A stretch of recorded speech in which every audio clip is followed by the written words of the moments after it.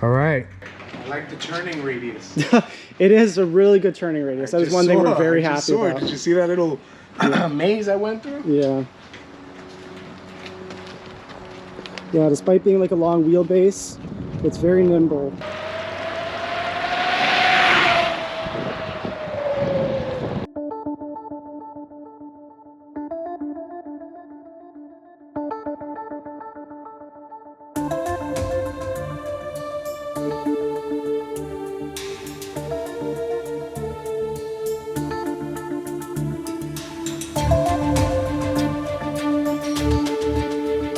It's gonna be a fully made in the United States bike, and we're very excited about that. Guys and girls, I am here at Spark CycleWorks, and today is the day. Today is the day that I pick up the Javelin.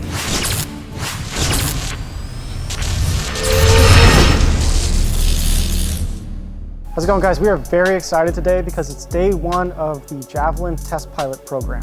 So, as you can guess, Mr. E is here today to pick up the first one that we built for the public. We have built a handful for just our private testing, but we're feeling pretty confident about the way this one is going and ready to see it hit the streets. So the program is going to work out so that he's going to take the bike probably for a week or two, and then he's going to hand it off to somebody else, which we'll talk about later. And then in a few weeks, we'll probably actually come by, pick up the bike, see how it's doing, seeing what's breaking, if anything, hopefully nothing. And then we're going to take that bike out to a race in Milwaukee. So this thing is going to be going all over the place this month. And depending on how this thing does, hopefully it's not too crazy, we can then take everything we learned, update the design, and then bring the bike into full production. So we've had a lot of people wondering about the background of the bike, how we developed the thing, where the name comes from, all that kind of stuff. So here's just a little bit of a background for you. Today I'll tell you a little bit more information about all that kind of stuff. So first off, the name for the Javelin kind of stemmed from the original prototype that we built, and I'll show you that in a little bit, but it started off as a ultralight rigid frame. It was not a full suspension bike in the beginning, and Javelin just kind of was that idea of something very lightweight, very fast, and the Javelin kind of fell right in line with what that is.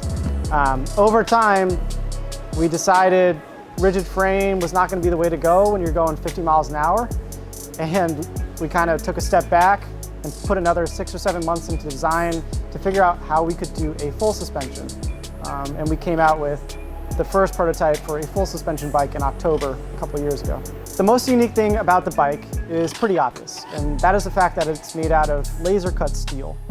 And basically, I had a project that I worked on in college, and we developed this walker. It was actually a stair climbing walker.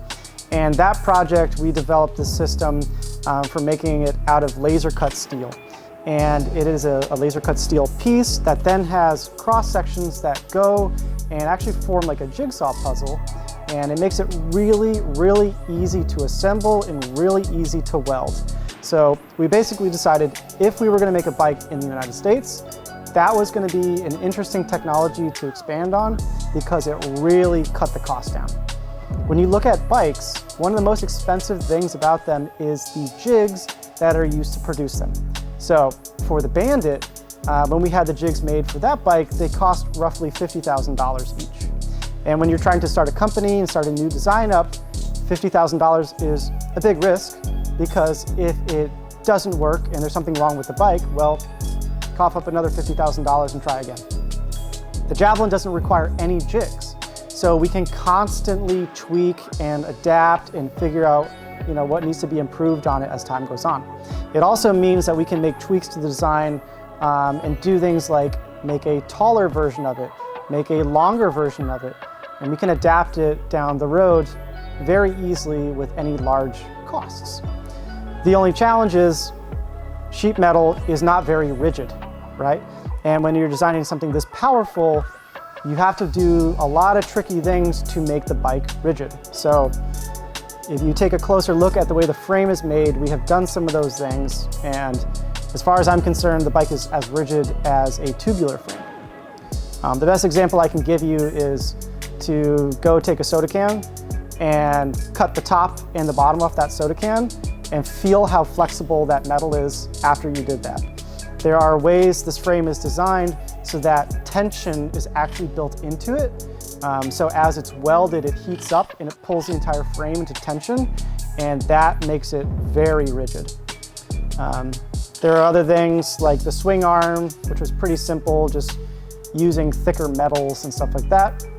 And then it got very complicated down the road with how we designed the swing arm bearings and the swing arm axles and stuff like that. So it's taken a long time, and you can see from all the different versions that we've gone through a lot of trial and error.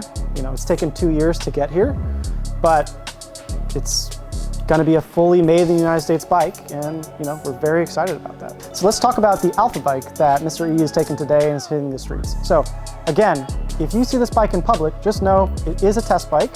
There are things that are on here that are going to be like, why would they do that on a full production bike? Well, we're not doing that on a full production bike. It is getting tweaked. But for right now, you know, we kind of have to call it at a certain point and be like, all right, just get it on the road and get going. So in this state, we're running a 3,000 watt motor. It's a 72 volt system, it has a 40 amp hour battery. It uses a circuit breaker on board to protect the system. And it uses a FAR driver ND72360. So with that controller, you can adapt things. You can open up your phone and you can change the regen levels. You can change the way the power curve is delivered from your throttle. And you can activate features like a reverse or a cruise, a boost, all those different things. It's very easy to get into. But that circuit breaker will always be there to kind of protect you, so that if you go too crazy, at least you're not going to melt your bike. All right, so for the control system, it's kind of unique. We're not sure it's going to be the finalized way we're going to do it, but it's worth a test. So the way it works is you have each respective turn signal on your respective hands. You have a cruise control, you have a horn, and you have a boost. This boost, you can change the pin through your phone app, so you could change that to a reverse or a series of other functions.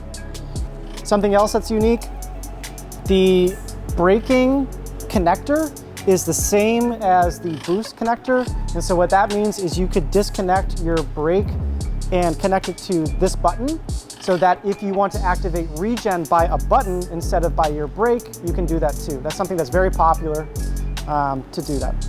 You have obviously an ignition key to turn on and off the bike. Your power modes are changed by the toggle switch right here. You have an accessory function, so the bike has a 12 volt accessory line built into it. This particular one, we just connected an internal light so they can light up that acrylic panel, but you could use that 12 volt to do whatever you want. And then on the other side right here, this is for the headlight. These other two ones down here are not being used right now, but they're just there for additional things down the future if you ever want to do that. The display is fully customizable. So even the way this display looks, there's I think 5 different options. And then this is the one that has the CarPlay feature built into it, so that you can have your GPS and your music and everything going like that. So the whole control system, the way you interact with the bike is really unique. And we wanted to make it as analog as possible because, I mean, who doesn't love switches, right?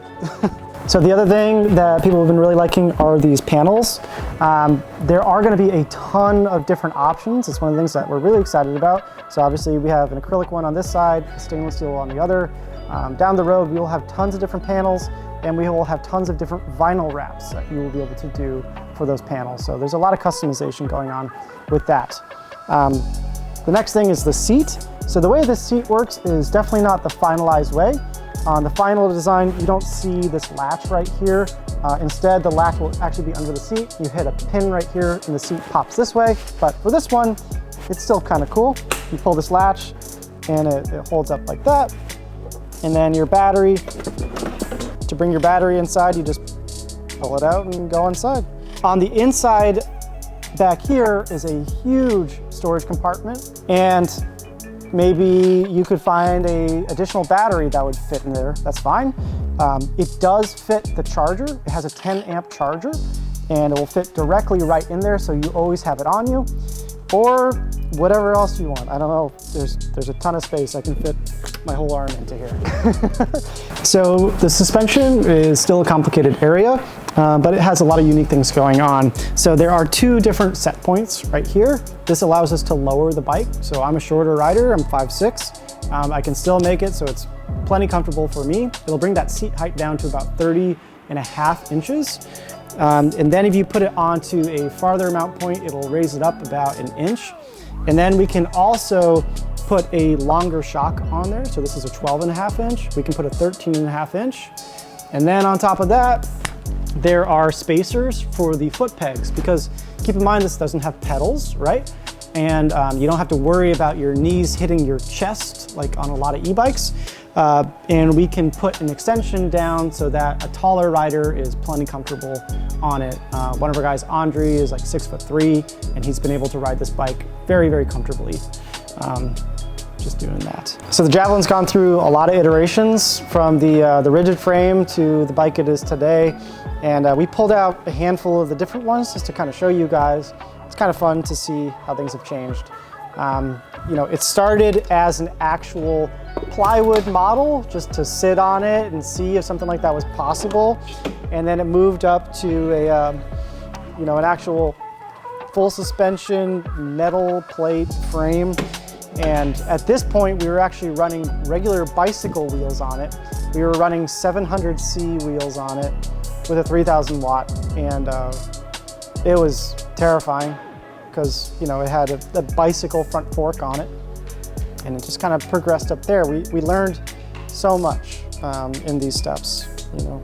A lot of interesting things along the way that were not expected. Like, for example, we saw a huge cost savings actually by using a motorcycle fork and motorcycle brakes versus bicycle components, and learning why those things are less expensive was very interesting. You know, like in short, Magura, Tektro, and all those other guys, they make amazing brakes, but they develop new amazing brakes every year. That costs a lot to develop that technology. And these motorcycle brakes that are used on scooters and stuff, they were designed like 20 years ago, so they don't have any development costs. So I can get a motorcycle brake for the Javelin for $30 versus a Magura brake might be $150.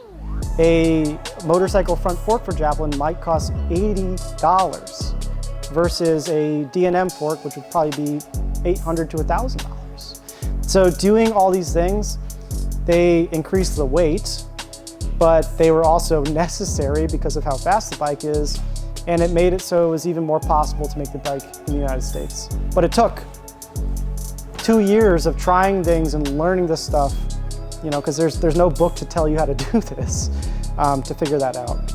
Yeah. I love that. Yeah, interesting. All right, so yeah, this is the first plywood version that we made just to do a test and see if it was actually possible. We did actually mount a wheel set on this and a front fork and everything, and we did roll it around the office just to see what it would be like. We did take this version and make it out of metal too. I don't have it with me. Andre has it at college right now, and he rides it around, which is pretty funny. It is very fast. It's still over 50 mile per hour bike with a rigid frame. But that was not the way to go, so we went on to a full suspension bike, which is this version. A lot of you guys probably remember this one because we used an analog speedometer on it. So it was showing, you know, a pointer, which was really cool. I'd love to offer this as an option in the future. Just so you know, that speedometer actually worked off GPS. So it was taking a GPS signal and was converting it to that. So it actually wasn't reading off the wheel itself. Really? Yeah, kind of funny. And it even had, you know, an analog voltmeter on there, which is kind of funny. But we learned a lot from making this one. You can see how warped the frame got. All right, so that. Let me get it this. Yeah. Let's give people a better That idea. warped from welding. Oh, really? Yeah, but that's actually a good thing. I'll tell you once you're recording. So yeah, this one, as you could kind of see, it warped from the welding process. So this one was a big lesson learned just with the heat from that process, not only how it would damage the bike, something like this, but how it was something we could take to our advantage. So that kind of led to other ways of using the way that the bike heats up and cools to actually add strength to it through tension. So yeah, went from that one, and then this was the first one where we actually put a motorcycle wheel and front fork and everything on it. And we raced this one at Flat Out Friday last year. I messed up in the race and I started in mode 1. And about 3/4 of the way through the race, I realized I was in my lowest power setting because I was wondering how like Taryn and Teo were killing me on bandits. So, you know, hopefully this year I can take back a couple spots, but we'll see. All right, and so then after this one, we're gonna jump over this one to this wheeled one. And this one was an immediate fail. We had a concept where we thought maybe we can make the whole seat its own subassembly that would bolt on. So rather than making it like part of the frame, so it would just kind of pop on like this, just to see what would happen. Because we were actually gonna put a lot of the electronics into a seat cavity. And the concept there was manufacturing would be a lot easier if everything could be pre-wired off the bike, put it into the seat so that you could just pop on and then do a plug. Well, it didn't work. So that was, in the meantime, we just used this one to test far drivers and stuff like that. And then we finally came over to kind of the setup here, which is pretty much the majority of our lessons learned, which is ball bearings are horrible. We don't want to use ball bearings anymore. We want to use brass bushings for this kind of setup. You know, maybe they work for other bikes. They do not work for what we're doing. And yeah, we just found other ways to kind of simplify the frame. There's a couple of things that we're going to do to polish this even more for final production. But a lot of those things are mostly just for us to be able to make it easier. And then simple things like, actually this one has a side folding seat. Stuff like that, but it's a very interesting frame. If you want some inspiration, look up a Honda S90. So it's an older motorcycle. It's one of my favorite motorcycles. And that's what I looked at for a long time to kind of inspire this whole shape, you know? Because when you look at almost every bike, you usually have a tube coming down. Well, that wasn't really possible with the laser cut steel frame for a lot of reasons. And so we had to find a way to accommodate this shape. And that Honda S90, they did that. They didn't do it with laser cut steel. They did it with stampings. So Honda basically made 2 giant stamps and just pressed each side. And then there was a seam that got welded down the entire frame like that. It's kind of crazy. So Honda S90, you'll get a good idea where the bike came from. Cool. But that's pretty much it. So I hope you thought that was interesting. We are very excited to see this bike go out. If you have questions, you can send us messages, or if you're local, meet up with Johnny and see what he's doing. You can also send him messages. He will answer them. He's really good about that. But overall, we are very grateful for all the support. It's been amazing. I think there was something like 150 applicants to do this test ride program. So it's obvious that there's a demand around here for this, and we can't wait to see it hit the streets.